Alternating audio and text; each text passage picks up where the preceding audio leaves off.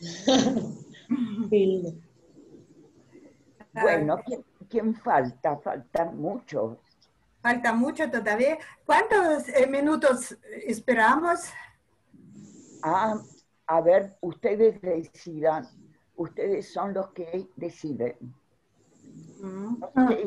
No sé cuánto acostumbran ustedes a esperar a alguna... Yo diría de empezar, porque son... Sí, y porque 8 total se graba. y... Muy bien. Bueno. Ya esperamos un poco.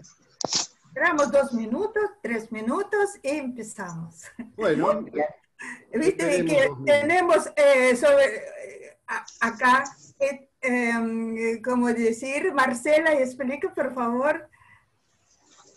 Bueno, yo tengo una yapka rusa de piel sintética. Te oye poco, Marcela, habla más alto. Que tengo una yapka rusa de piel sintética. No, te digo que hables más alto. Marcela, ¿qué pasó con sonido? Sonido tenés. Sonido, habla más alto. ¿Me escuchas bien ahora? Mejor. Mejor, pero sería que aumentes el volumen. Bueno, a ver, espera. Marcela siempre tenía el volumen mejor de todos nosotros. Y ahora... ¿Ahí? ¿Me escuchás? Sí. ¿Ahora me escuchás? Sí, escuchamos. Está mejor, pero se te oye como que alejado, como que estás lejos. Y sí, estoy lejos. No, es mi problema. ¿No? Es el problema de... No tiene audio. No es mío. No sé. Bueno, está bien. Bueno, acércate un poco. Ahora mejor. Está igual Ahí que está, ayer, cada vez mejorás. Sí, ahora sí, Bueno. ahora sí. Estamos igual que ayer. ¿Ahí? Sí, ahora está muy bien, perfecto. Felicitaciones, muy bien. Bueno, entonces, sigue con Shapka. Y yo, ¿cómo se llama? Es Kokoshnik. Esta es una yapka rusa. Tak. Kokoshnik. Es una... Esta en realidad se usa para pescar. Para ir a pescar. Y ese es bien de invierno. Sí. Para temperaturas bajas. Sí, bueno, más o menos. Sí, para invierno. En el verano en Rusia hace calor. Y entonces, Natalia, también, por favor, dice, ¿qué tenemos sobre nuestras cabezas? Bueno, este adorno, digamos, no sé cómo explicarlo bien, se llama kokoshnik. Y bueno, es un atuendo propio de nuestro país y se utiliza, bueno, para fiestas, para reuniones, para cosas relacionadas, digamos, con algo donde uno quiere demostrar del país del cual viene. Buenísimo. Sí. A ver, Marcela, ¿está dónde? ¿Está en Rusia? No, yo estoy acá en Argentina, estoy en Villa Pueyrredón. ¿Algunos de ustedes están en Rusia? No. ¿Están todos No, acá? nadie. Todos estamos acá en Buenos Aires, en Gran Buenos Aires. Y Marcela tiene raíces, sí, de rusos, ucranianos. ¿Sí? Soy rusa. Natalia tiene raíces rusos también, y Miguel también, y Galina también. Pero Galina es rusa prácticamente, sí. ¿Cómo? Galina es totalmente rusa, no raíces, es rusa. Rusa. Claro. Sí. Y yo también rusa. Muy bien. Yo también. Todos somos rusos, sí. Lo que pasa es que en Rusia, más importante cuando por sangre, ruso por sangre, puede ser nacido en otro país, pero por sangre igual es ruso. Ya. Y así, por eso nosotros todos, casi todos somos rusos por sangre. ¿Sí? Yo no hablo bien pero, castellano porque ya tengo mi edad y llegué a Argentina bastante tarde. Pero otros mis compañeros hablan muy bien castellano. Pero ¿por qué yo tengo que hablar y que ustedes, por favor, hablen? Bueno, el mío se ve, es un kepi, ¿sí? Ahí dice, Oh.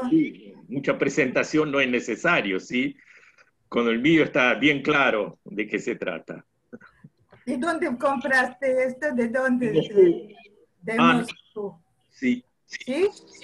Uh-huh. Y Bueno. algunos tengo que me regalaron acá también, tengo unos que me regalaron acá, pero otros sí de Moscú. Bueno, no sé, vamos a empezar, ¿o qué? De empezar, ¿sí? ¿Empezamos? Sí, claro, ya son. Pero Olivera quiere entrar, me parece, ¿no? Bueno, de mucho todavía. Bueno, empezamos. ¿Empezamos? A ver, yo no sé, hablo primero, Matías, si estás, para la escuela es un gusto realmente que estén acá. Yo realmente amo Rusia, San Petersburgo, Moscú. Estuve ahí en semanas de cine argentino y viví ese mundo tan mágico que tienen ustedes allí. La escuela es un honor que ustedes estén con nosotros. Nos apasiona Stanislavski, nos apasiona Chekhov, Ibsen, toda esa parte de cultura del siglo XIX, comienzos del XX. Así que nos gustaría todo lo que ustedes puedan, que nos hablen de esa maravillosa época de ustedes. Incluso de edad. Sí. Está bien. Ahora algo vamos a decir. Y bueno, Casa de Rusia quiere, no, ¿cómo es? Galina. Darles bienvenida. Bueno, Galina, Bueno,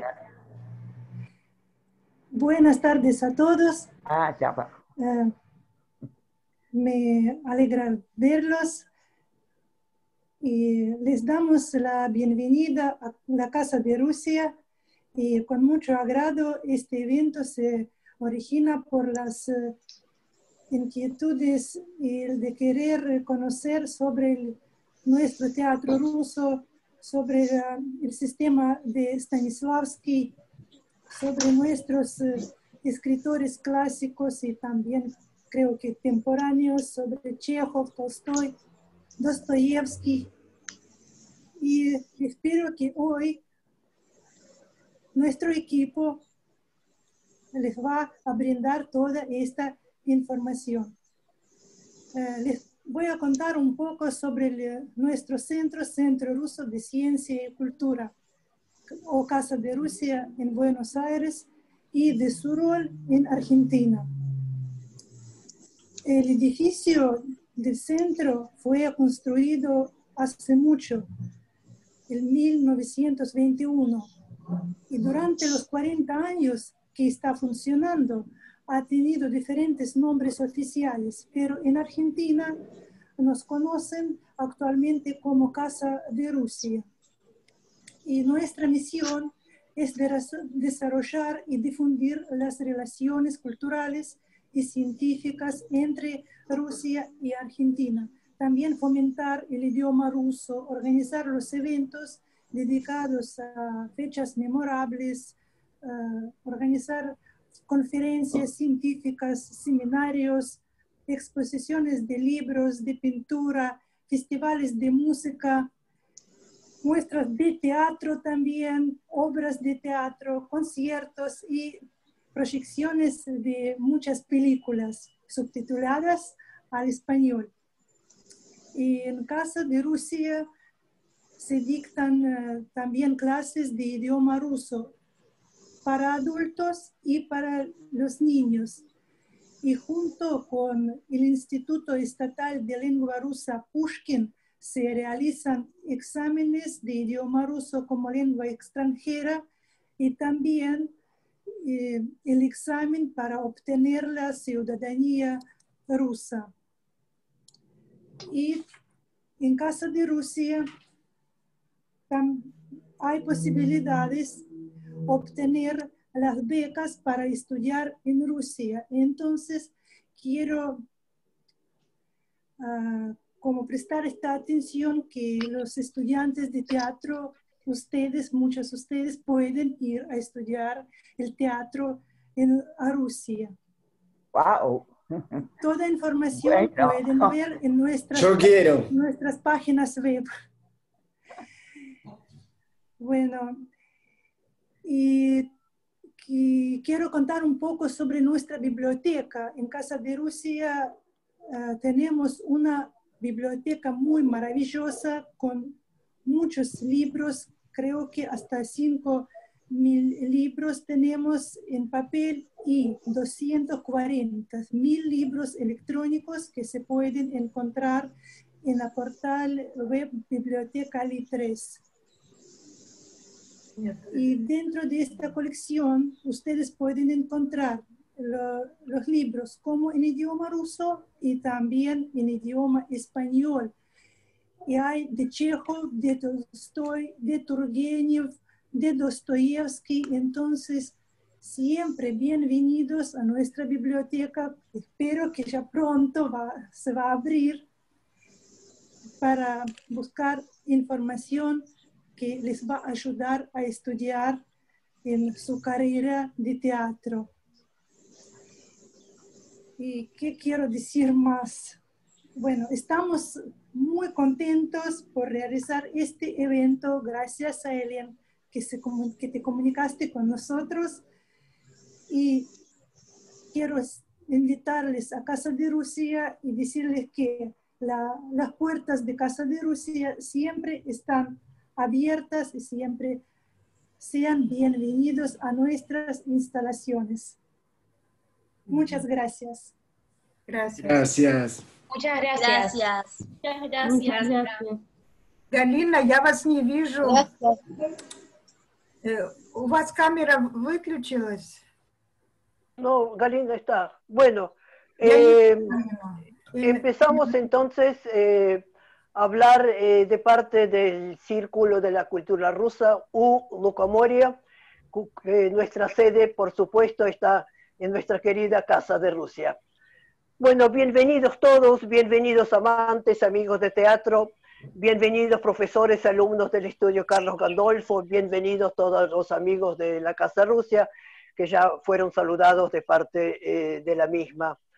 Bueno, hemos tratado de presentarles y les vamos a presentar toda una serie de capítulos relacionados con el teatro ruso durante el periodo que ustedes habían solicitado, que es entre fines del siglo XIX y principios del siglo XX.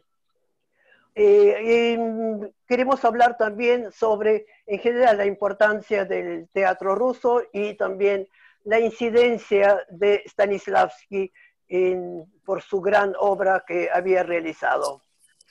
Bueno, disculpen si hay algún problema tecnológico, ya fracasamos la semana pasada, disculpen por el corte de luz. Así que bueno, esperemos que todas las cosas, conexiones, internet y todo se comporten bien. Bueno, vamos a hacer una presentación muy breve de los 4 que somos del grupo y que vamos a presentarles todo el programa. Como primera instancia le voy a dar la palabra a Ekaterina Sineva.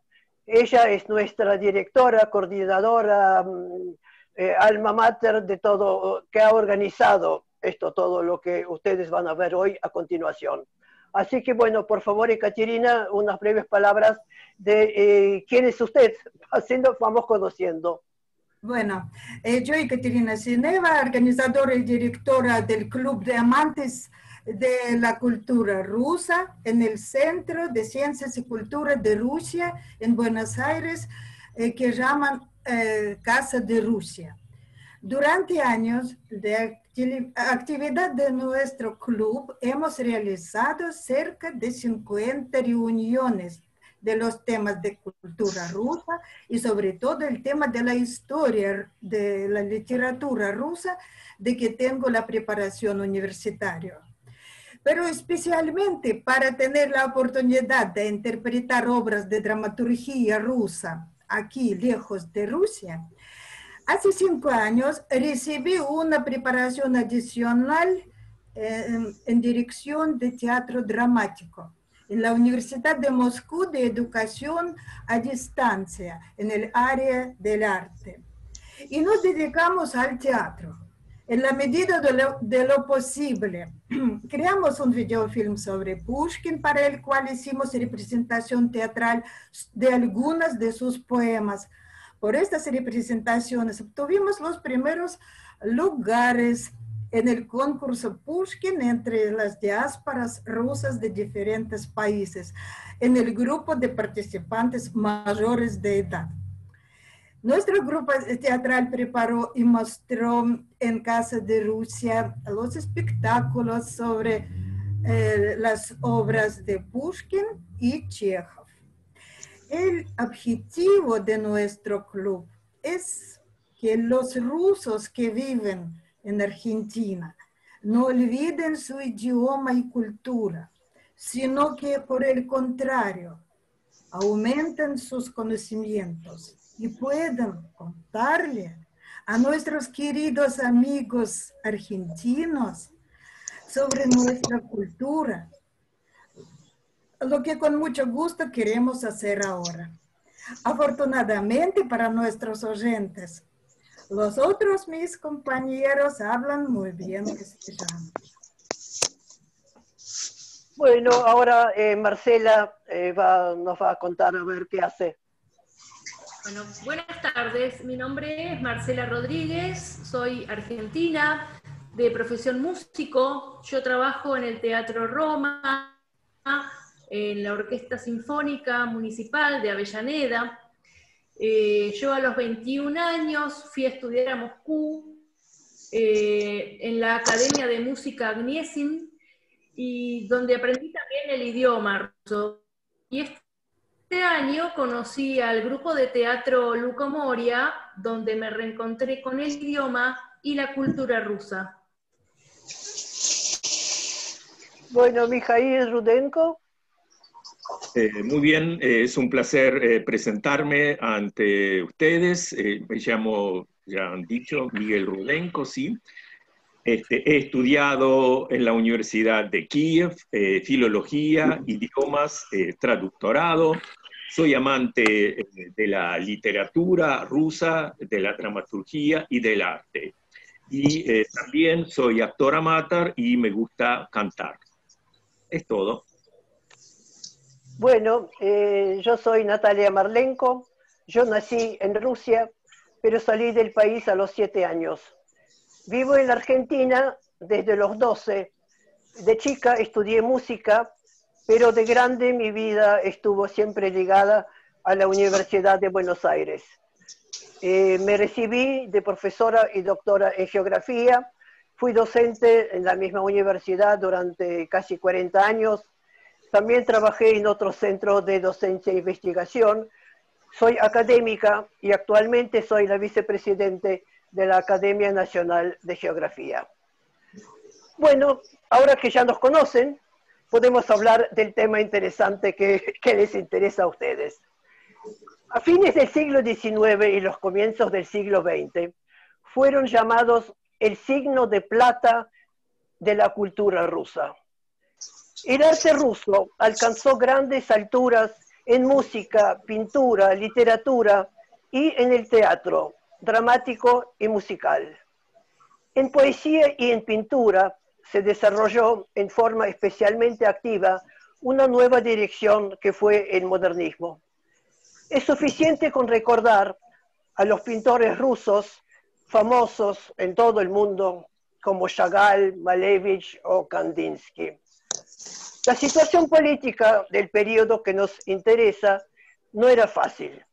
Bueno, sobre esto nos contará Mikhail Rudenko, sobre la situación social política en Rusia a fines del siglo XIX y comienzos del XX.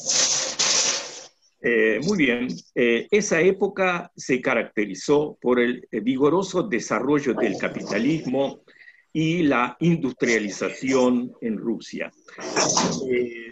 Fines del siglo XIX estaba en el trono Alejandro III, que gobernó desde 1891 hasta 1894, y desde 1894 hasta el 1 de marzo de 1917 estaba Nicolás II. El contradictorio y complejo proceso de la evolución capitalista en Rusia dio lugar a fuertes cataclismos políticos que sacudieron el país en las primeras décadas del siglo XX.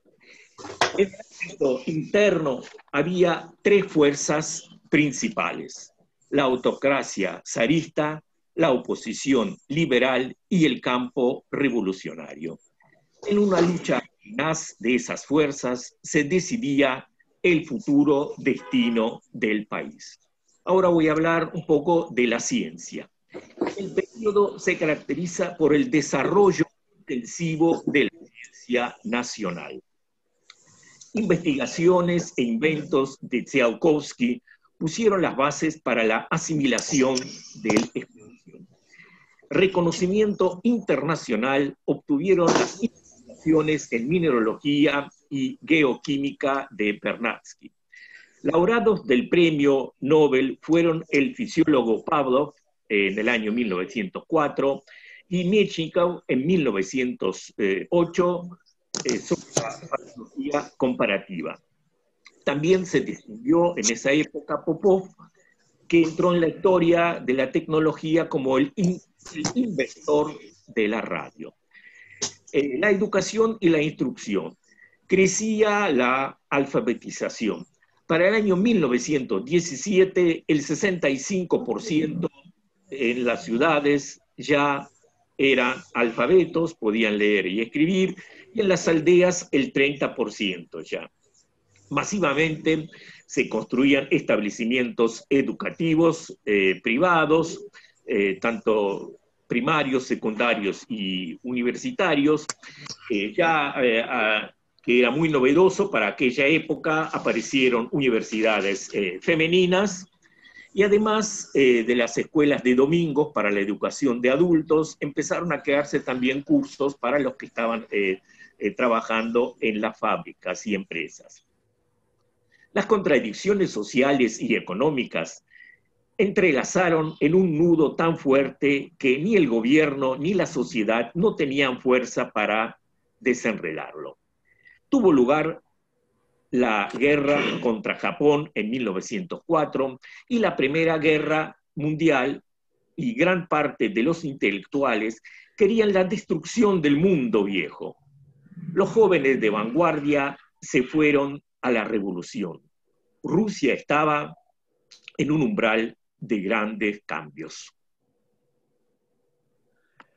Bueno, vamos a hablar ahora un poco de otros temas y vamos a empezar con la música sinfónica. Marcela. Bueno, la música del siglo XIX es muy melódica. A menudo los compositores tomaron temas del folclore ruso. Estos son Glinka, Borodín, Rimsky-Korsakov, Tchaikovsky y muchos otros. Pero a finales del siglo XIX, principios del siglo XX, surgen nuevas corrientes en la música. La música muestra cambios en la sociedad y cambios en las personas.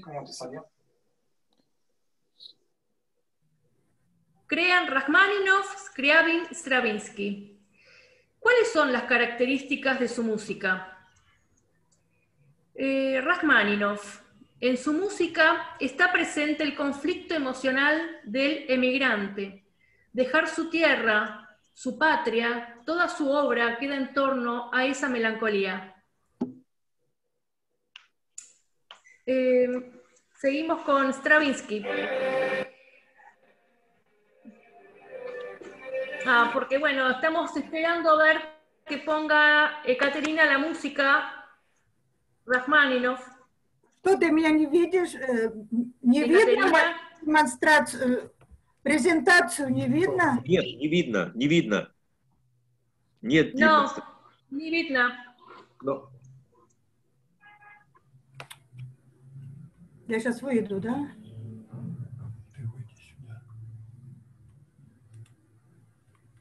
Боже, что ж такое?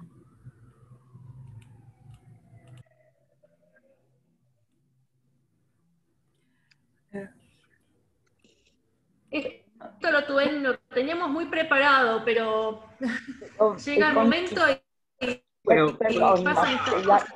continúen. Sí. Perfecto. Continúa, Marcela. Después se integra. Bueno, qué lástima. Vamos a hablar de Stravinsky. Con él nació la música contemporánea. Su armonía politonal, agudo sentido rítmico, abruptos y dislocados, grandes melodías, colorido instrumental. Ahora vamos a hablar un poco de Scriabin. Alexander Scriabin nació en 1872, murió en 1915. Nació en Moscú. Estudió en el Conservatorio de Moscú. Se recibió en 1888. Fue compositor, pianista, considerado uno de los mayores exponentes del post-romanticismo y el atonalismo libre. Su interés por la filosofía y la teosofía lo llevaron a explorar armonías de acuerdo a su personalidad. Su música suplanta el concepto tradicional de la tonalidad a acordes místicos. Ahora les voy a hacer escuchar un acorde.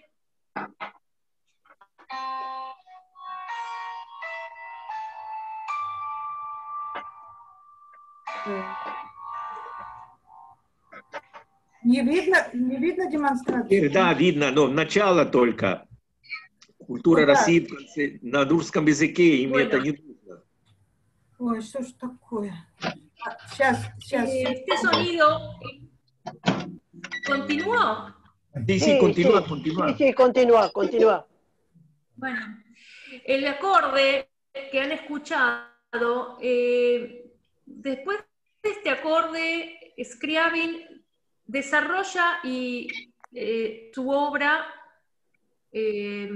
con estos sonidos, el cual emula el rumor de otro mundo. Scriabin poseía una habilidad que se llama la sinestesia, de percibir mediante otro sentido. Entonces él decía que cada nota tenía un color, oía los colores.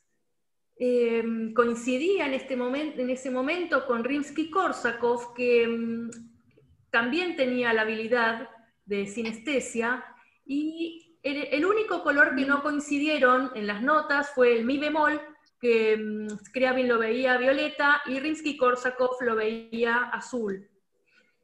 Vamos a hablar un poco de las obras de Scriabin. Escribió 3 sinfonías, 10 sonatas para piano, y podemos hablar de los poemas sinfónicos, el poema Éxtasis, el cual es una gran orquesta, es un poema sinfónico con texto poético del propio autor. Es una fusión de misticismo y sensualidad. Se los recomiendo para que lo escuchen.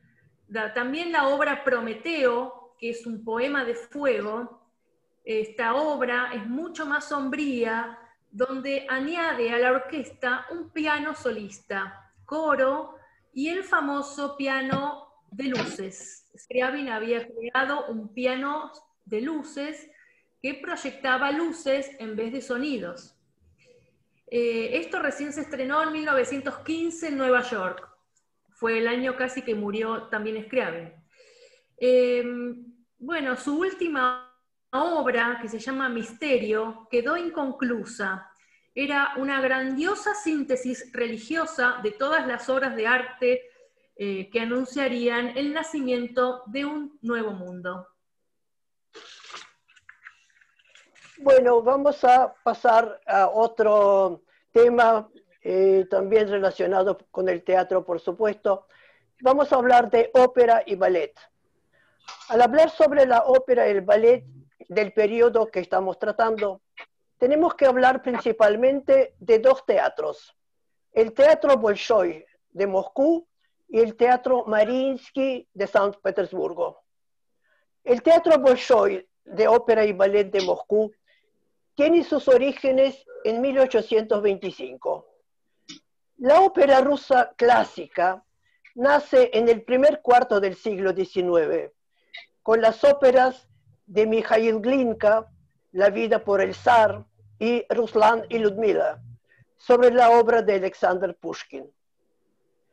En sus dos óperas, Glinka inició dos áreas importantes del teatro musical: la ópera histórica y la de fábula épica. Durante el siglo XIX se crearon muchas óperas notables de famosos compositores rusos: Mussorgsky, Borodín, Rimsky-Korsakov, Tchaikovsky. A finales del siglo XIX, en el repertorio del Teatro Bolshoi, se representaba Boris Godunov de Mussorgsky.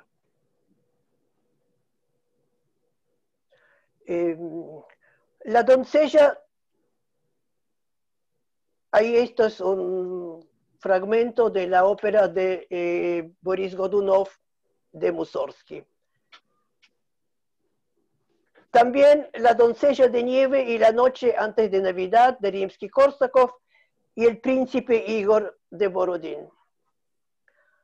A principios del siglo XX, el famoso bajo Fyodor Shaliapin se prueba a sí mismo como director y pone en el Teatro Bolshoi la ópera de Mussorgsky, Jovanshtina. En el repertorio del teatro aparecen también las óperas Mozart y Salieri, La novia real de Rimsky-Korsakov, El demonio de Rubinstein.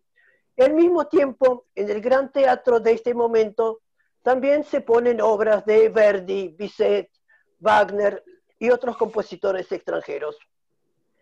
En el Bolshoi se estrenaron algunas de las obras de danza clásica más prestigiosas, como El lago de los cisnes, La bella durmiente, El cascanueces, Giselle, Romeo y Julieta, Espartaco y muchos otros.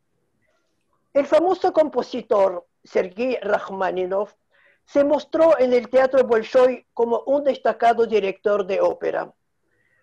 Y Rachmaninov perfecciona la organización del trabajo del director. Por lo tanto, gracias a él, el panel de dirección, que antes estaba detrás de la orquesta, se despliega y se transfiere a un lugar más importante. El Teatro Mariinsky, que es el otro que yo había hablado, que son los dos más importantes, se construyó en 1860 en San Petersburgo, que era la antigua capital del Imperio Ruso, que recibió el nombre de la emperatriz reinante María, por eso es Mariinsky, esposa de Alejandro II. La primera temporada teatral en el nuevo edificio se abrió con la ópera La vida por el zar de Glinka. Se considera San Petersburgo como la cuna del ballet ruso. La unión creativa del compositor Tchaikovsky y del maestro de ballet Marius Petipa regalaron al mundo obras maestras como La bella durmiente,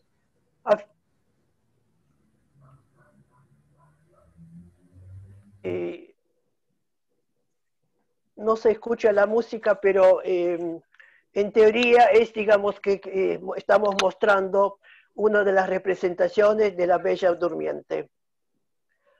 En la comunidad de coreógrafos, Petipa y Lev Ivanov, los ballets Cascanueces y El lago de los cisnes se crearon y se representaron en el Teatro Mariinsky con la música de Tchaikovsky, como también otros ballets como Raimonda de Glazunov. El Mariinsky ha sido escenario de importantes directores, músicos y bailarines.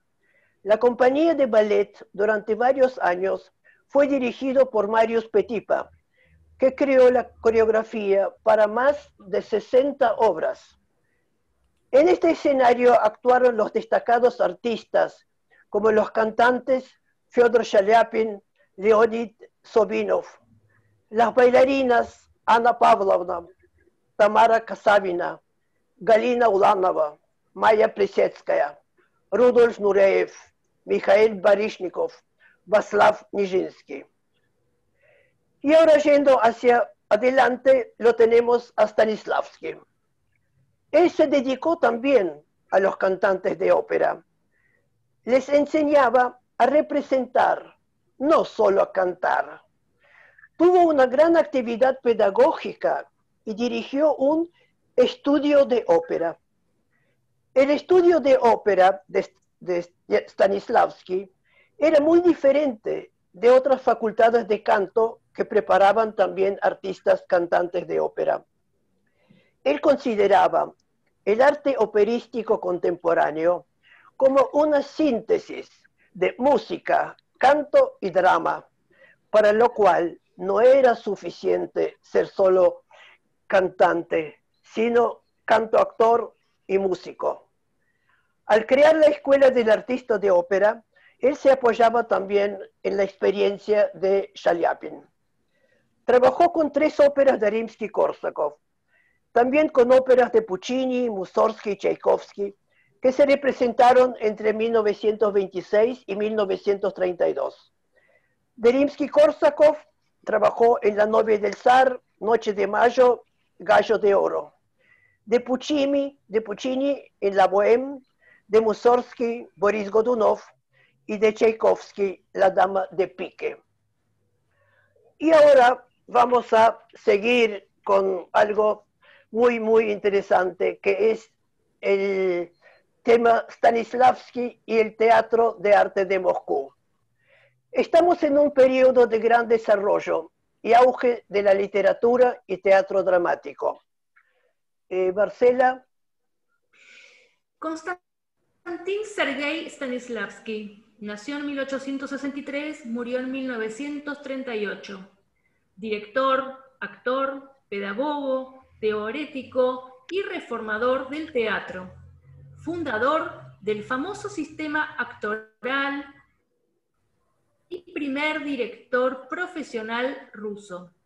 Stanislavski separó el trabajo del actor en 3 partes: lo que es un oficio, el arte de la representación, cuando el actor experimenta las sensaciones y sentimientos desde su personaje en los ensayos, y el arte de la experiencia vivida, vive su rol, el actor pasa estas experiencias a través de sí mismo. Él insistía que justamente el arte de experimentar es el máximo reflejo del arte del actor. Stanislavski buscó formas de despertar la creatividad orgánica en el actor, el libre acceso a su propio potencial creativo. Y él escribió: la principal diferencia entre el arte de un actor y el resto de las artes es que cualquier otro artista puede crear cuando tiene la inspiración, pero el artista del escenario debe poseer la inspiración y poder evocarla en la hora justa del espectáculo. Desde el principio, él anuló la emoción, como sabemos, el sentimiento, como el estimulante de la existencia del actor en el proceso de la creación de la imagen escénica. Esta regla quedó invariable hasta ahora. Él estaba buscando, ustedes saben todos eso, ¿qué es lo que ayudará al actor naturalmente a elevarse a la inspiración? El pensamiento, el monólogo interno, la meta, el deseo, la acción interna o la acción física. La teoría de la creatividad del actor va a evolucionar y perfeccionarse durante muchos años de trabajo práctico de Stanislavski en el teatro. En 1898, Stanislavski y Nemirovich Danchenko decidieron unir sus grupos teatrales y crear un nuevo teatro, teatro psicológico realista ruso. Stanislavski, de facto, fue el creador de la puesta en escena como profesión. Él subordinó todos los métodos del director de escena a la revelación de la esencia espiritual de la obra y la realización de la idea. Al principio, en el nuevo teatro, se ponía en escena espectáculos históricos costumbristas, realistas, lo máximo en todo. Eran muy lindas obras teatrales. Los trajes, las vajillas, los muebles y las armas eran de la respectiva época histórica.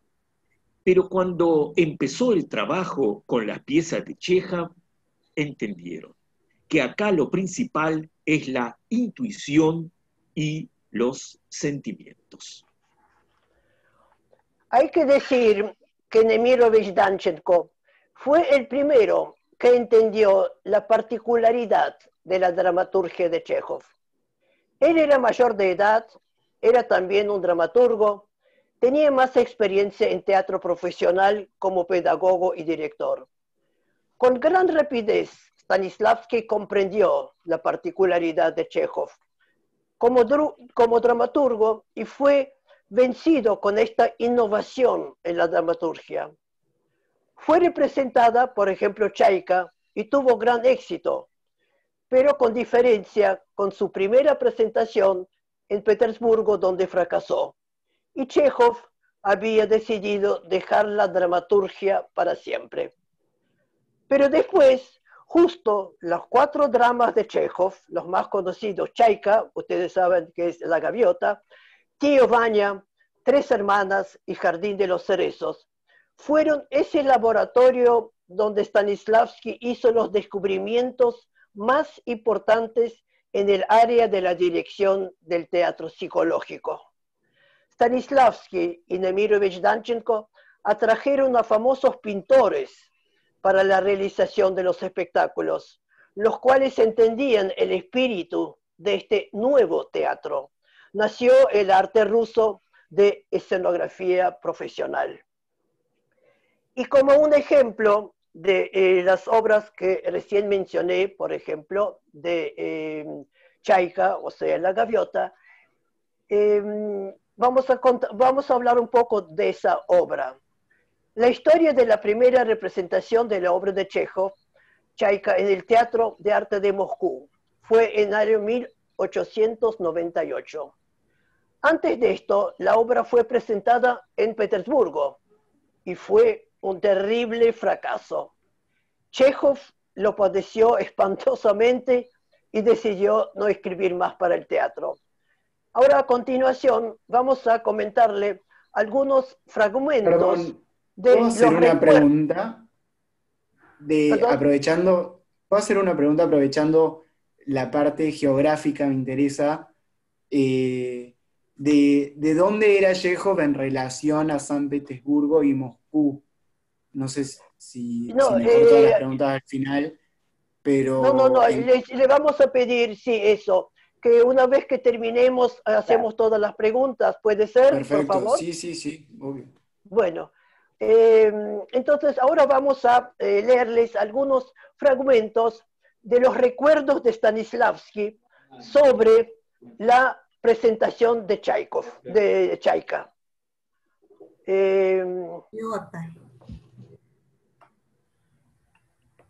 Marcela.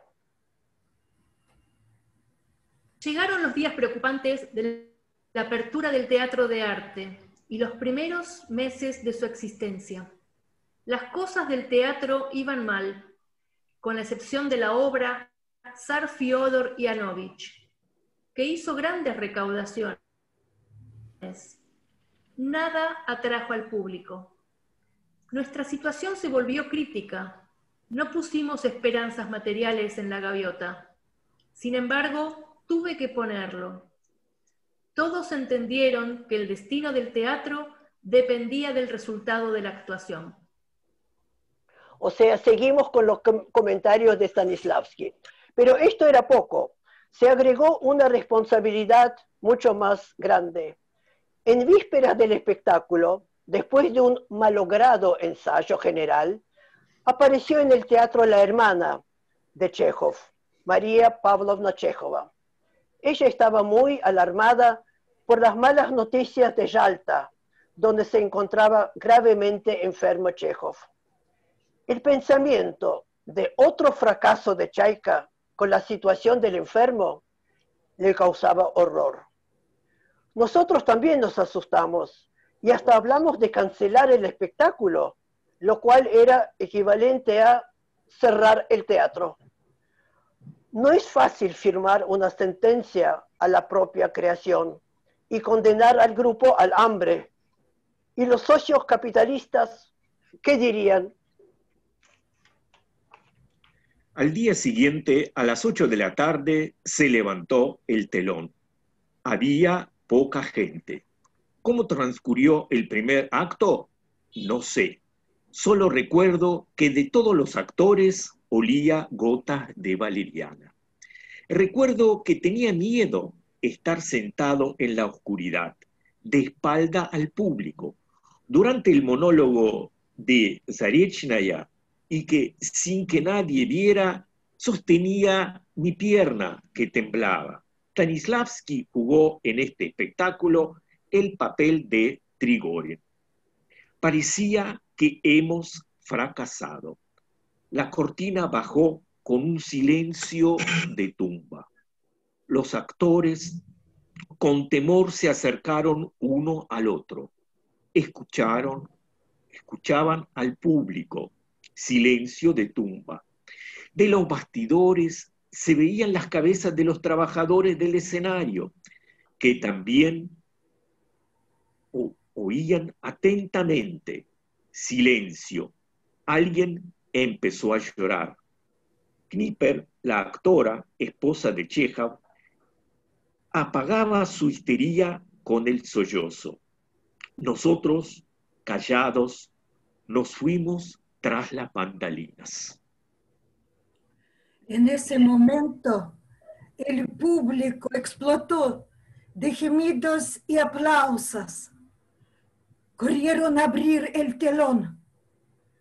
Después nos decían que estábamos parados en el escenario, en medio giro al público, que teníamos horribles caras, que nadie se dio cuenta hacer una reverencia en la sala y que uno de nosotros hasta estaba sentado. Seguramente no nos dábamos cuenta de lo que estaba sucediendo. En el público el éxito era enorme y el escenario había una Pascua real. Se besaban entre los suyos y ajenos que penetraron tras las bambalinas. Alguien se revolcaba de histeria. Muchos, incluyendo a mí, dice Stanislavski, de alegría y de excitación bailaban una danza salvaje. Al final de la velada, el público ordenó mandar telegramas al autor.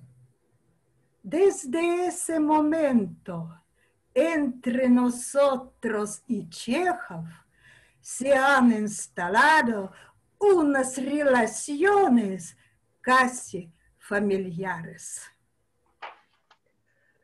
Bueno, después de esta tan interesante historia sobre las representaciones de Chaika, vamos a hablar entonces un poco más de Chekhov. Y lo podríamos llamar como la innovación de la dramaturgia de Chekhov, que es un fenómeno único en la historia de la cultura rusa.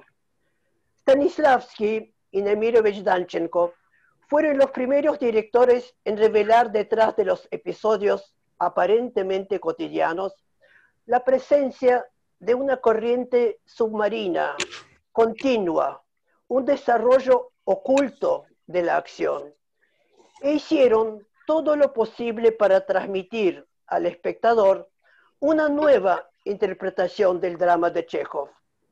Stanislavski llamó a las obras de Chekhov muy de acción, pero de una acción interna, que puede ser multicapa.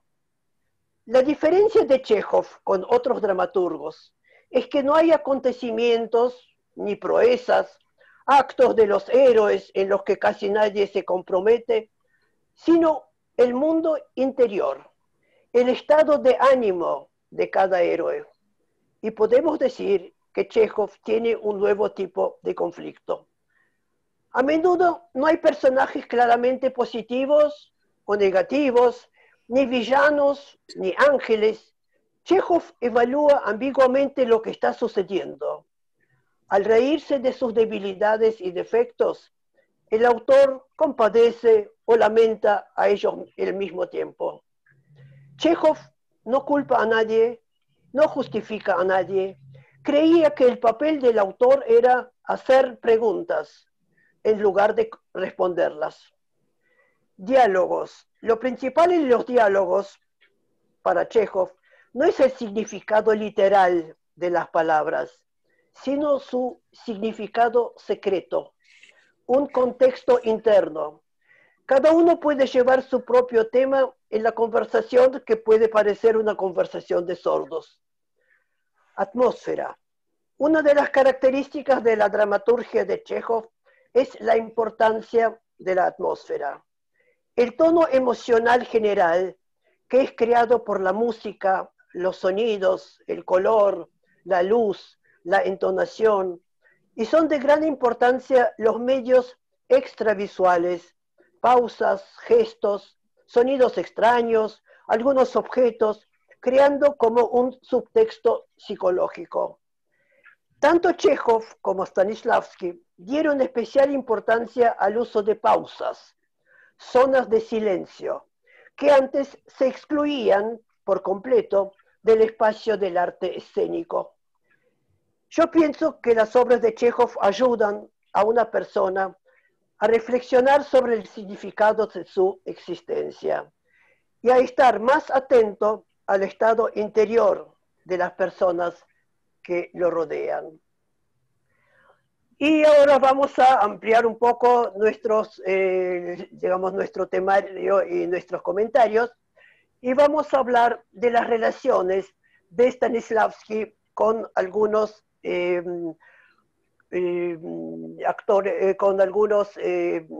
escritores como Lev Tolstoy y después Maxim Gorki. Empecemos con la relación de Stanislavski con Lev Tolstoy o León Tolstoy. Muy bien, León Tolstoy, los años de vida son 1828-1910, y los años de vida de Stanislavski, 1863 y 1938. Stanislavski y el gran conde ruso, el mundialmente famoso autor de La Guerra y la Paz, Lev Tolstoy, se conocieron en 1893. Para aquel entonces, Stanislavski ya era dirigente del conocido grupo teatral, que estaba formado por actores, amantes y profesionales. Ellos actuaron bastante bien en la obra de Tolstoy, Frutos de la Educación, y empezaron a prepararse para poner en escena el nuevo drama de Tolstoy, El poder de la oscuridad. Fue en aquel entonces el primer encuentro de los actores con Lev Tolstoy. Pero los actores jóvenes y el mismo Stanislavski se animaron y le pidieron a Tolstoy cambiar un poco el cuarto acto, donde sucede la culminación, pero la acción queda como detenida. El gran escritor accedió a realizar los cambios, pero sucede que la obra recién fue puesta por Stanislavski después de 11 años, en 1902, cuando ya fue creado el Teatro de Arte de Moscú.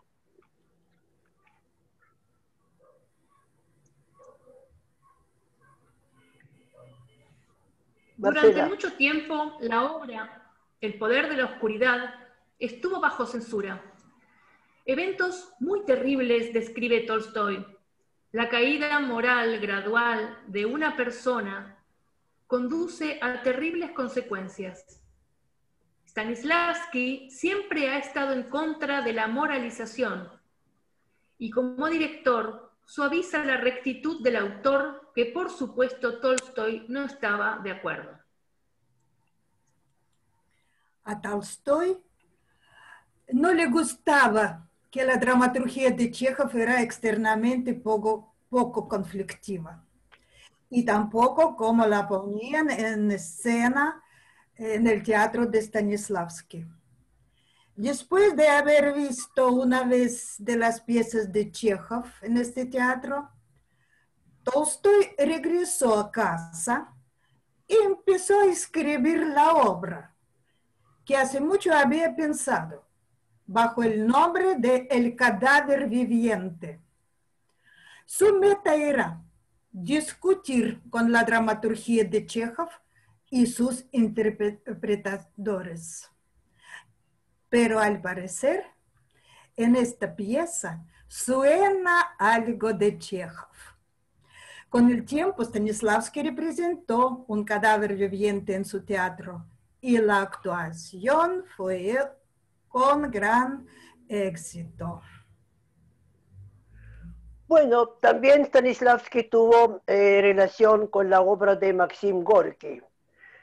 Maxim Gorki es de 1868 y 1936, casi en el mismo periodo que Stanislavski. Gorki es un seudónimo del escritor Peshkov, que traducido significa amargo. Gorki nació en un entorno de artesanos, quedó huérfano muy temprano, estudió poco, ni siquiera obtuvo una educación media. Deambuló mucho por Rusia, trabajó como cargador, obrero, pescador, participó en trabajos en círculos clandestinos antigubernamentales y empezó a escribir cuentos, en los cuales los héroes eran generalmente de los estratos más bajos de la población.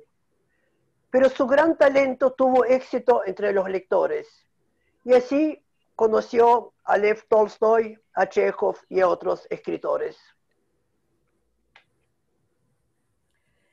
Gorki es el fundador del realismo social.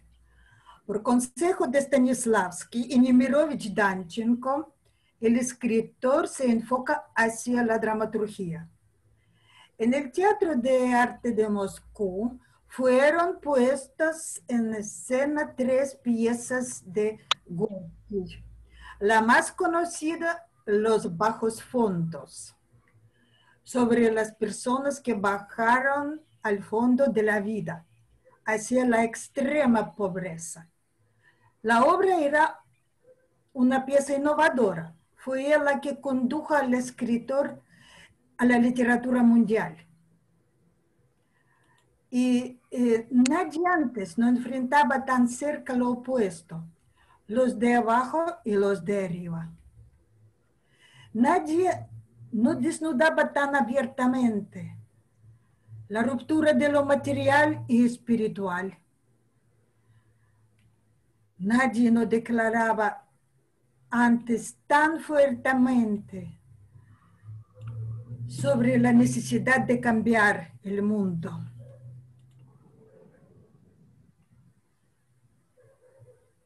Al crear la obra, hubo una divergencia entre el humanismo universal del Teatro de Arte de Moscú y el humanismo proletario de Gorki. Y resultó que su protagonista no era el que Gorki había definido por sus convicciones revolucionarias. La actuación fue un gran éxito y estuvo presente en el Teatro de Arte durante más de 100 años.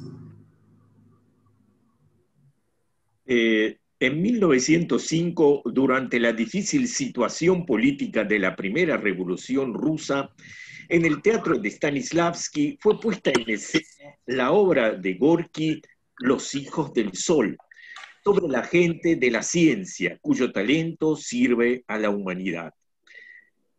También se trataba en la obra de las dificultades durante la revolución, porque la gente común vive en extrema pobreza y en la ignorancia, y no los entiende.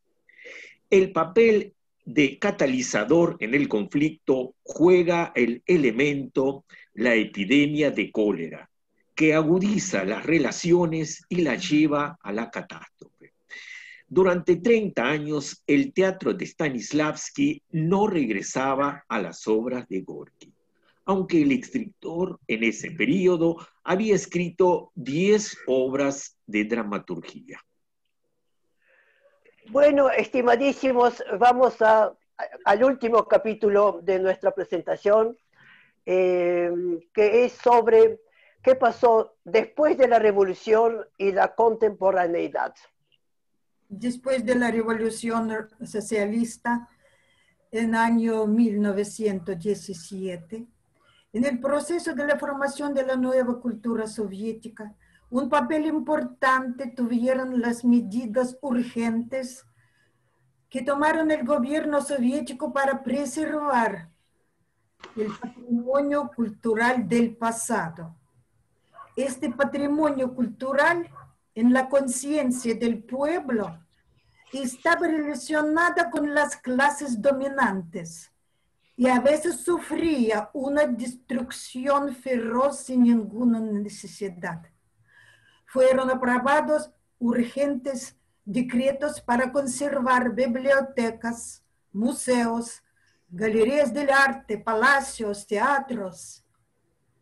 Stanislavski vivió y trabajó hasta 1938. Su sistema era promovido por los dirigentes soviéticos como una ley para todos los teatros del país. Stanislavski estaba descontento.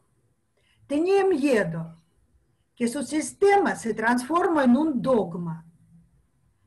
Él quería que su sistema existiera y continúe desarrollándose. El Teatro de Arte de Moscú, creado por Stanislavski, continúa su fructífera actividad. Algunos espectáculos de Stanislavski fueron guardados cuidadosamente. En la segunda mitad del siglo XX, muchos destacados directores desarrollaron y enriquecieron con sus investigaciones el sistema Stanislavski. Ellos estudiaron en las universidades de teatro y con los alumnos de Stanislavski. Entre ellos, Georgi Tostonogov, durante 30 años fue el director general del Teatro Dramático Bolshoi de San Petersburgo. Él demostró qué enorme principio creativo esconde este sistema.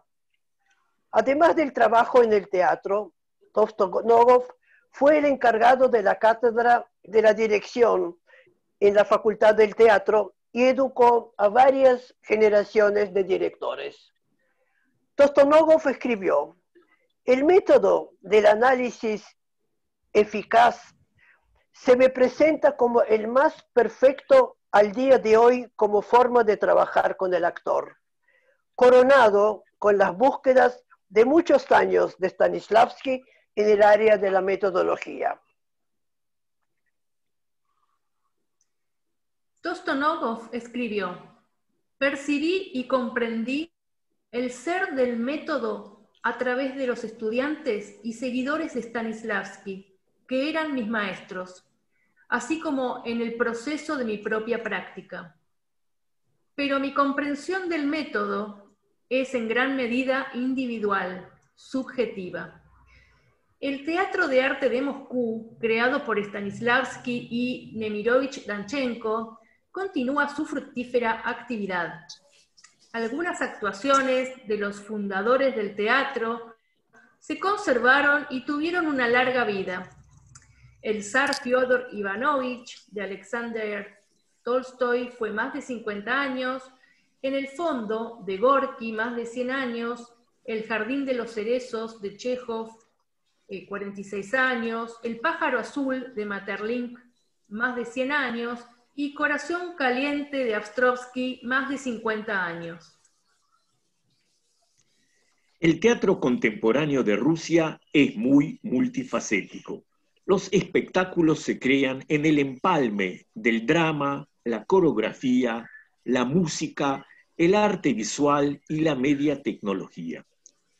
Hay teatro inmersivo, documental, social, del artista plástico, etc. Pero el teatro psicológico realista ruso, creado por los mejores artistas y directores del siglo XIX, basada en las piezas de la literatura clásica, continúa su vida en las escenas teatrales y está al servicio de la gente. Como dijo el escritor ruso Gogol, el autor de la obra El Inspector, el teatro es una cátedra de la cual se puede transmitir al mundo mucha bondad. Muchas gracias, es todo. Bueno, terminamos con nuestra exposición. Espero que les haya gustado, que esté respondiendo más o menos a las inquietudes de ustedes. Y bueno, ahora sí, si ustedes desean, no sé si quieren ustedes presentarse o contarnos algo sobre ustedes, o si hacer las preguntas que les quedaron pendientes. Bueno, Es sí. lástima que no pudimos mostrar nuestra presentación como corresponde. No sé por qué técnica no me obedeció. No soñó la música y otras cosas. Es muy lástima. Bueno, yo propongo un aplauso, no sé cómo están manejando con micrófono abierto, pero fue muy buena. ¿Quién habla? No lo veo.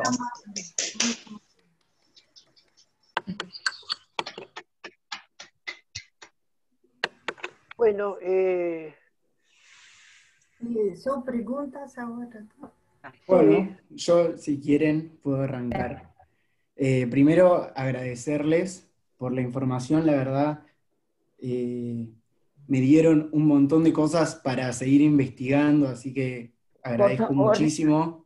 Por favor, ¿quién habla para que se presente? Porque yo no lo estoy. Perdón, soy Felipe Montoya. No te veo. Ya, mi amor. Estoy acá, no sé, en algún lugar de tu pantalla. Ahora y estoy acá en Buenos Aires también. Que no bienvenido. Gracias. Bueno, mi nombre es Felipe, soy alumno de la escuela, y me pareció súper interesante algo que yo la verdad no había pensado, que dijo Mijail, respecto a la alfabetización, ¿no es cierto?, de la época, ¿no?, que ya en 1800, y eso lo quería relacionar un poco y preguntarles, a ver, sobre todo Natalia, por lo que dijiste de geografía y eso. Para mí la geografía rusa se me presenta como una fantasía, ¿no? Digo, es tan distinto. Y me quedé pensando yo tengo la idea de Chekhov como un médico de pequeños pueblos, ¿no es cierto?, ¿no? Y toda la influencia de la naturaleza en sus obras. Y quería saber cómo era la relación de Chekhov con las ciudades, con las grandes urbes rusas, si tienen algo para comentar al respecto. Bueno, yo creo que Caterina es la que puede contestar más esto en cuanto, digamos, bueno, lógicamente Petersburgo fue como un gran centro cultural, que tanto compositores, escritores, músicos, como que todos o salían de ahí o en algún momento, digamos, terminaban unidos ahí, pero sobre digamos, el tema, digamos, por ejemplo, de Chekhov, me gustaría que responda Caterina. Ну, давайте я по-русски буду говорить. Но Санкт-Петербург era la capital de Rusia hasta la revolución socialista en 1917. Pero Moscú es la capital antigua de Rusia y tiene como 800, 900 años de su existencia esta ciudad, Moscú. Y después de la revolución se volvió a ser el capital de Rusia y Unión Soviética. Pero San Petersburgo sigue como un centro cultural muy importante. Y ahora de Chekhov, ¿qué? Chekhov. Sí, la relación de Chekhov con las grandes ciudades, ¿sí? La pregunta es. Porque yo, la verdad, nunca me había puesto a pensar si él, a pesar de ser de pueblos y aldeas, como yo entiendo, por ahí era de lugares cercanos a alguna de estas ciudades que estamos hablando. Él nació en Taganrog, en el sur de Rusia, pero estudió en Moscú. Trabajaba como un médico en pequeñas ciudades, pero él empezó a escribir y después él dijo que mi esposa es la medicina, pero la literatura es mi amante. Entonces, pero él siempre decía que él es médico. Y cuando un artista, una vez escribió Stanislavski que un artista se enfermó y Chekhov vino, ustedes se olvidaron que soy médico, voy a revisarlo. Entonces así, ya podemos decir. En Moscú sí, trabajaba y vivía Chekhov en Moscú. También estaba muy enfermo de tuberculosis y murió bastante joven, 44 años, si no me equivoco. Pero vivía mucho tiempo, los últimos años, el sur de Rusia, en Crimea, donde el clima más suave, y también estaba con tratamiento en Alemania de su enfermedad. Pero teatros ponían de San Petersburgo muchas de sus obras también, pero no tuvieron tanto éxito como el Teatro del Arte de Moscú de Stanislavski y Nemirovich Danchenko. Ellos, Nemirovich Danchenko y Stanislavski, ellos encontraron las llaves para abrir los secretos de piezas de Chekhov. Muchas gracias. Creo sí está contestado. Bueno, no sé, ¿alguien más quiere preguntar algo? Ailén, sí. Vamos a hablar, bueno, hola, yo soy Ailén, bueno, me había contactado con Natalia, así que... Mucho gusto, Ailén, gracias por la comunicación. Ailén fue, digamos, acá una gran promotora, intercomunicadora, así que gracias, Ailén, sí. Gracias a ustedes, sí, también con Galina creo que estaba. Bueno, mi pregunta va más por cómo está hoy Rusia con digamos, se sigue promoviendo, me imagino, no sé, el método de Stanislavski, si las obras siguen estando, de esto último que estuvo diciendo Mijail, como me gustaría saber un poco más, tal vez así como de importante, qué está sucediendo hoy en el teatro ruso. Puedo decir solamente dos palabras porque no soy un gran especialista, ¿sí? Si bien, como nosotros hemos dicho, se respeta las tradiciones, ¿sí? De los famosos dramaturgos, pero por supuesto hay muchas innovaciones, ¿sí? muchos espectáculos, por ejemplo, de los siglos XIX, ya se muestran en vestimenta moderna, ¿sí? No se muestra en vestimenta antigua como solían, y por supuesto los escenarios ya son también acorde a la época, ¿sí? Tratan de como que más modernizarlo, y no sé si a todo público le gusta, pero es la metodología, aunque por supuesto hay teatros donde tradicionalmente siguen los espectáculos con las vestimentas y bueno, con la rica dramaturgia y con la rica escuela de Stanislavski. Ujú. Sí, y en todas las universidades de arte siempre enseñan el sistema Stanislavski. Es sin falta. Otra cosa que cada director teatral puede un poco interpretar a su manera algunas cosas. Stanislavski no estaba en contra de esto. Él quería que cada director tiene que crear y desarrollar, ¿no?, su sistema. Pero sí, es como obligatorio los programas en facultades del arte, de arte escénico, obligatorio el sistema Stanislavski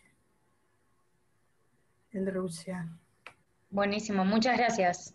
Bueno, Nada. ¿alguna pregunta más que le haya quedado así en duda? Alguien había levantado también con Ailén. Yo, bueno, un poco como que Ailén preguntó lo que quería preguntar.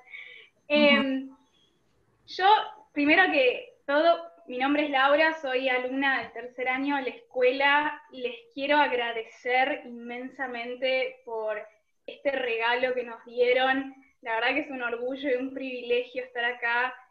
Me quedé con 1000 preguntas, pero preguntas que siento que puedo estar hasta mañana, que me encantaría investigar. Y también mi pregunta iba más por este lado, que ya lo respondieron, en un momento se me cortó, que estaban hablando de la ley, del método, que digamos todas las escuelas, todos los teatros sigan el método de Stanislavski y el temor a que esto se convierta en un dogma. Un poco ya lo respondieron, pero me queda todavía picando la duda de si realmente se seguirá el método como una suerte de dogma o qué tan... digamos, ¿Cómo? No. ¿Y qué tanto, digamos, qué tan representativo es en la cultura de Rusia esta libertad de poder innovar y de poder seguir creando sobre la base del método de Stanislavski, que yo hace unos días terminé de leer su biografía y recuerdo claro la última parte donde él como que le pedía a los jóvenes artistas que sigamos investigando, que sigamos trabajando en esto, y me pregunto qué llegada tendrá eso en la sociedad hoy de Rusia.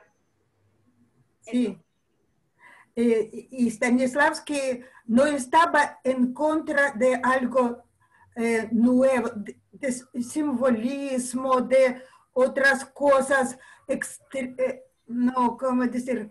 No, me faltan palabras, por favor, pero él dijo que más importante es que la verdad interna, оправдать, Misha, ¿cómo сказать?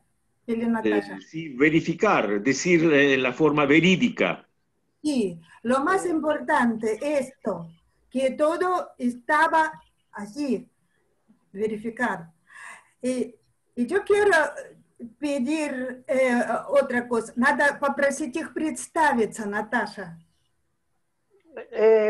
Bueno, Caterina pide, digamos, si ustedes quieren que ustedes se presenten, así como hicimos nosotros nuestras presentaciones, si podría ser que los que quieran, por supuesto, si quieren presentarse y contarnos qué hacen.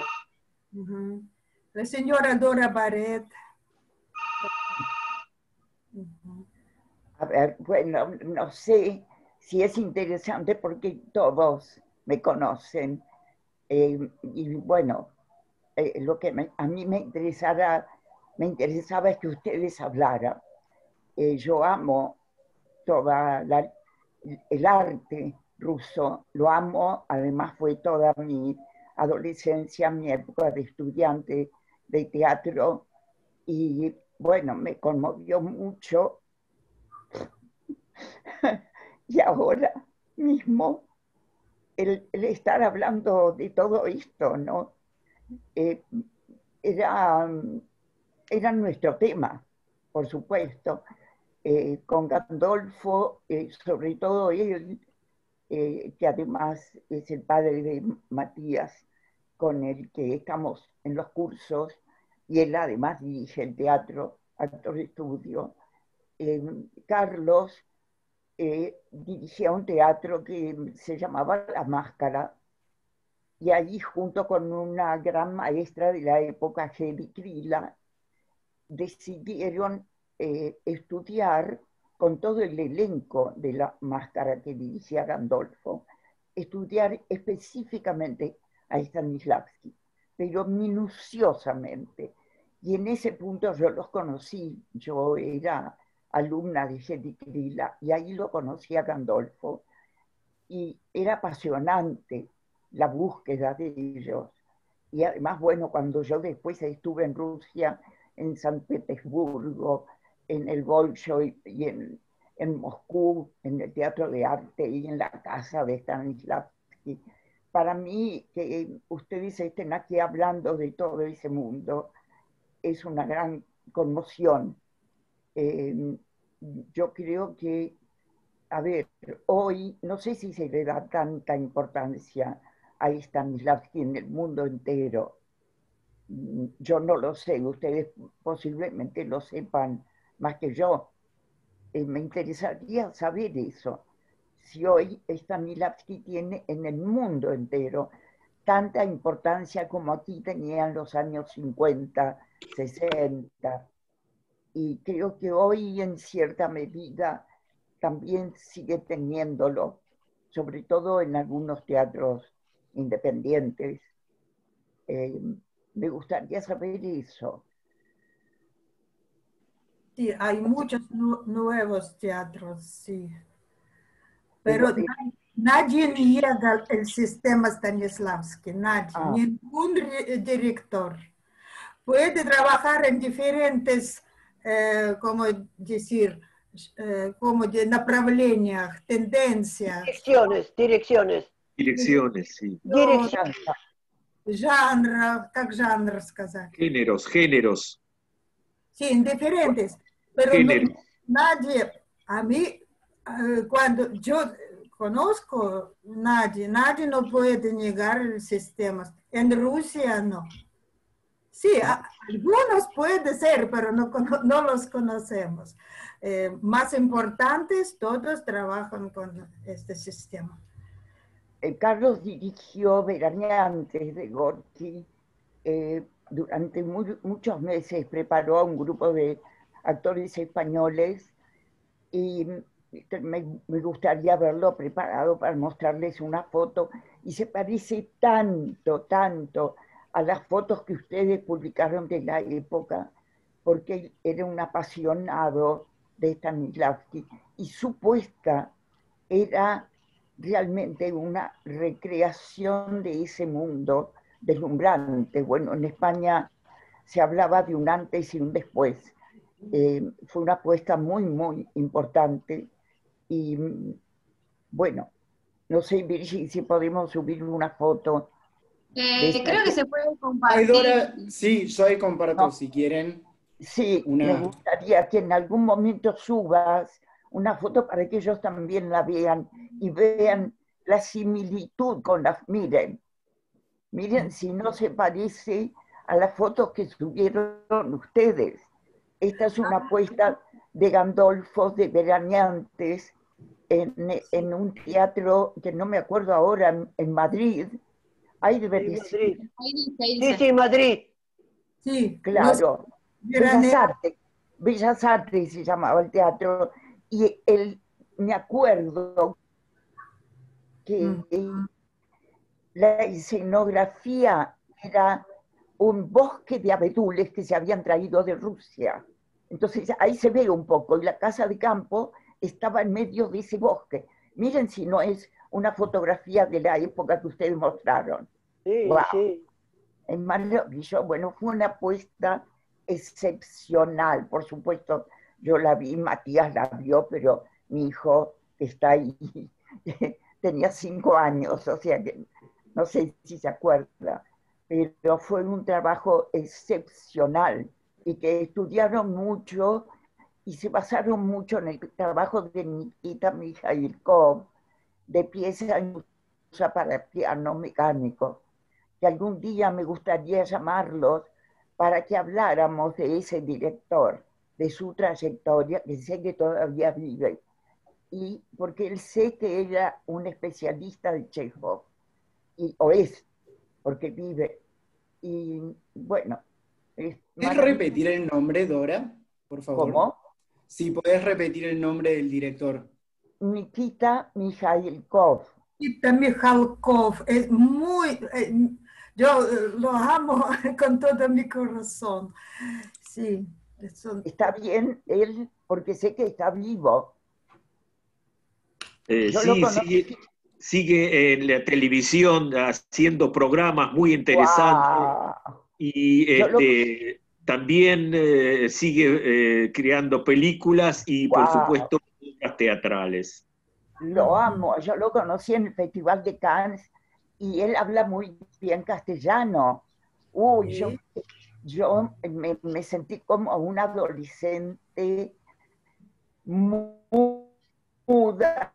no podía hablar frente a él porque realmente lo admiro. Y bueno, esa obra, Pieza inconclusa para piano mecánico, habla del conocimiento que él tiene de Chekhov. Y bueno, es un placer estar hoy con ustedes.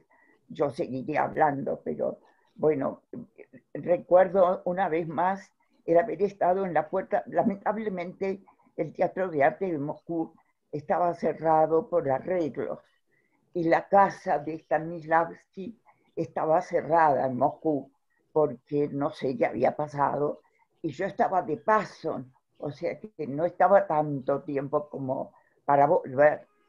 Y bueno, en San Petersburgo realmente ahí enloquecí. Estuve en la casa de Dostoyevsky. Yo no podía creer ver nevar desde su ventana donde él escribía. O sea que la historia de ustedes es un poco como mi historia, porque en mi época de estudiante y de adolescente, ustedes me acompañaron mucho y me marcaron. Quería saber qué relación había con Stanislavski y con Ibsen. Porque se habla de Stanislavski y Chekhov, pero con Ibsen había algún encuentro, o es posterior Ibsen.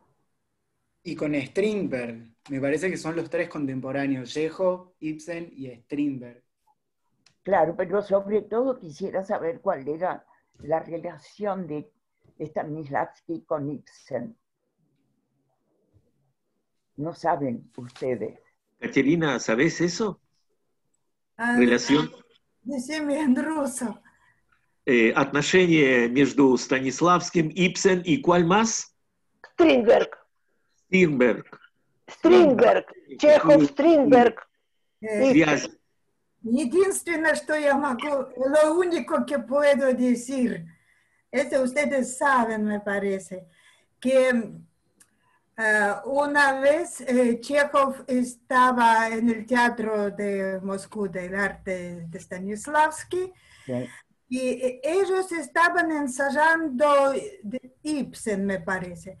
Y Chekhov dijo, Ibsen no es un dramaturgo. No. No sé por qué él pensaba así. Y ellos todos estaban se sorprendiendo escuchar esto de Chekhov. Wow. ¿Habría competencia entre ellos?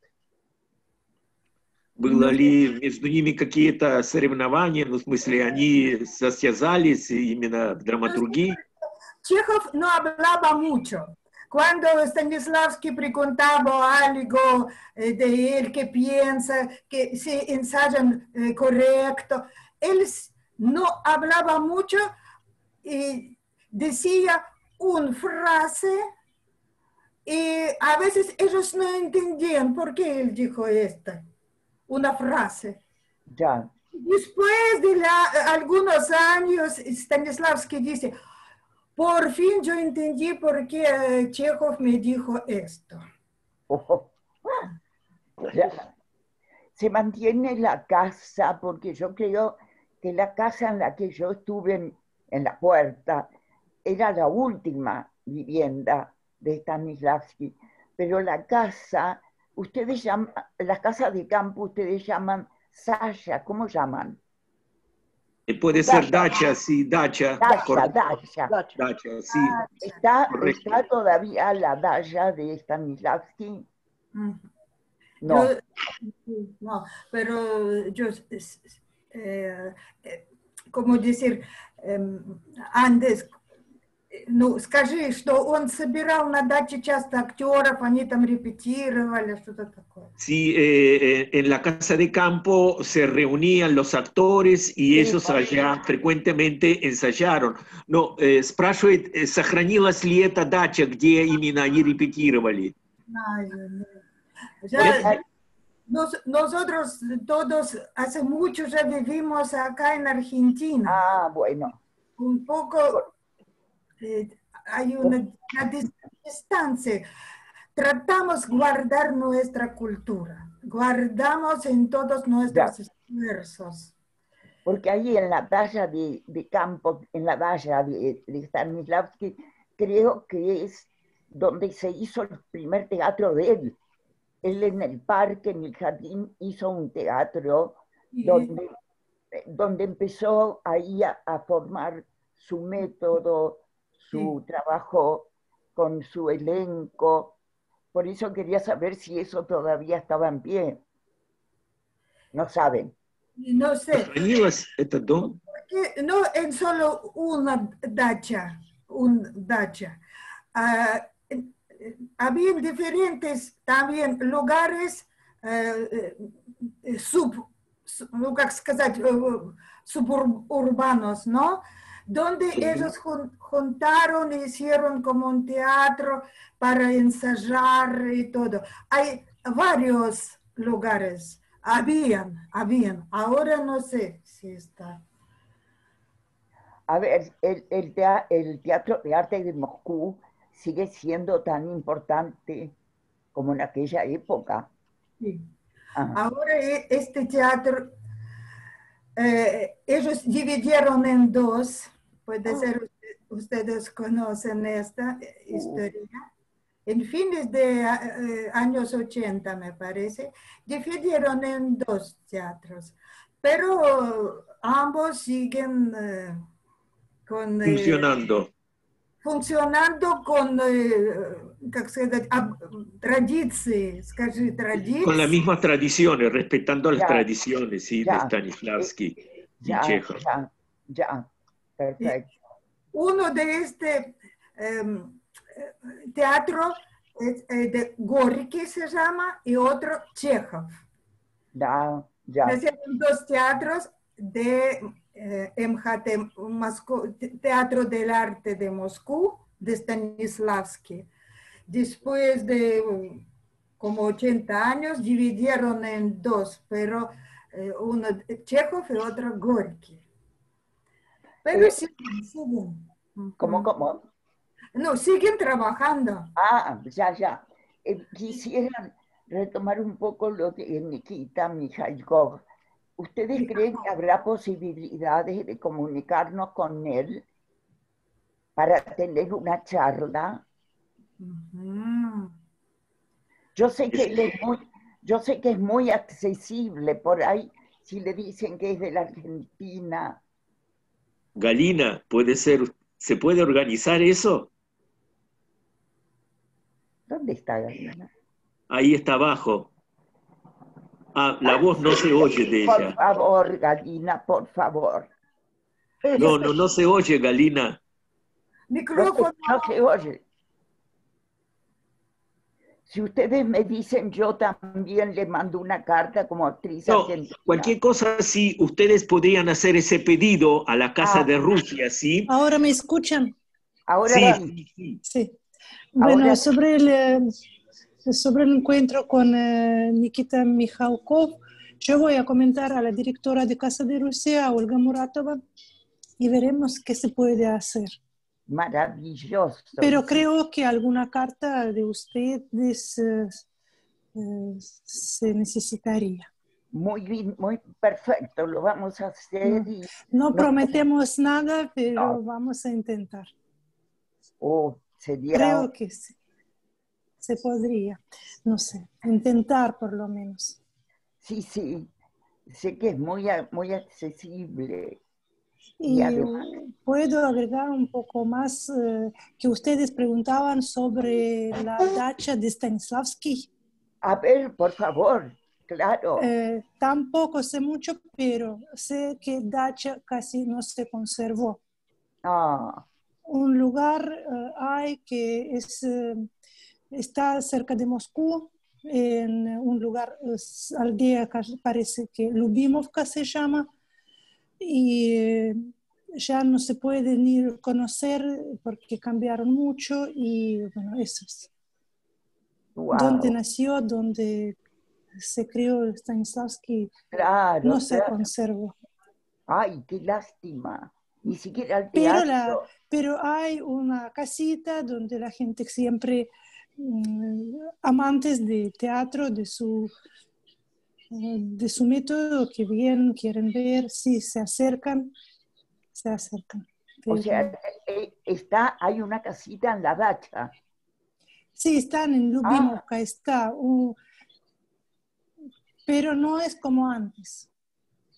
Ya, pero bueno, a lo mejor es justamente la parte donde él hizo el teatro, que era un teatro músico. ¿Cómo? Puede ser, pero ya, eso es todo lo que sé. Sí, fue reconstruida ya, modernizada, Sí, no es como, no se conservó como fue en aquella época. Ya. Fue remodelada varias veces. Ya. Bueno. Qué buenísimo, buenísimo todo lo Mucha gente piensa que allá hay museo, pero no hay museo. La verdad. Wow, eso me sorprende muchísimo. Pero además toda esa época gloriosa cultural de Rusia, no hay un lugar donde se hable puntualmente de la danza, la pintura, la música. Es esencial para Rusia esos dos siglos, fines del siglo XIX y el comienzo del XX. Es maravilloso, tanto danza, música, pintura, teatro, ópera. Él era muy amigo de Stilapin, que ustedes lo nombraron. Estaban todos unidos, además. Eran todos, sí. Yo me imagino lo que serían los encuentros de esos señores. A tomar un café, un poco de vodka, lo que deben haber. Un poco de vodka, ¿no? Un poco de vodka. Con caviar. Claro, sí. ¡Qué rico el caviar ruso!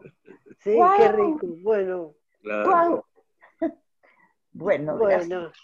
Bueno, gracias a ustedes. Gracias a ustedes por habernos motivado, porque realmente estuvimos muy motivados y muy entusiasmados para contarles esto que les contamos hoy.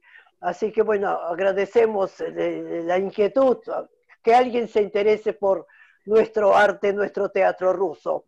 Así que para nosotros fue una gratificación y una alegría haberlos tenido esta noche con nosotros. Por favor, cuando podamos salir, nos gustaría que conozcan nuestro teatro, así que los vamos a buscar. Es un pequeño teatro de 130 localidades, muy lindo, realmente muy lindo, un teatro independiente, y me gustaría mucho conocerlos ahí, en ese lugar. Gracias. ¿Y hacen obras teatrales allá? Sí, sí, ahora no, porque... Bueno, ahora, sí, no. Ahora no, pero en general. Sí, sí, en Sí, general. claro. Sí. Bueno. Ahí damos las clases y allí se hacen obras.